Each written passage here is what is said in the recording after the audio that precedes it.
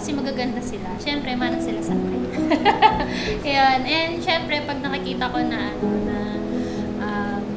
maayos ang kalagayan nila, yun ang napipili ko. Beautiful ako. Yes!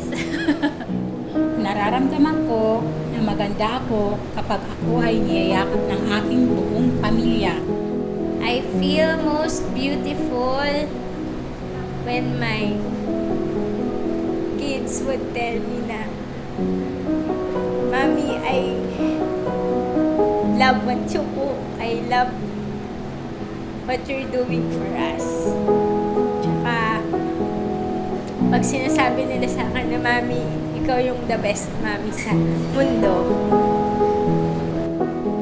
Para sa akin, ang kagandahan ay maging isang ina para sa aking mga anak at pamilya. For me, beauty is everything na created ni God. Beauty for me is kapag nakikita ko na yung mga anak ko tsaka yung asawa ko is laging nakatawa pag nakikita nila ako. Also for me is something na would describe a mother talaga. That's real beauty for me. Yung unconditional love ng mom na para sa mga anak.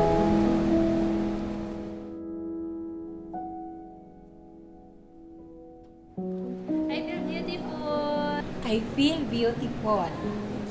I am a mother and I feel beautiful.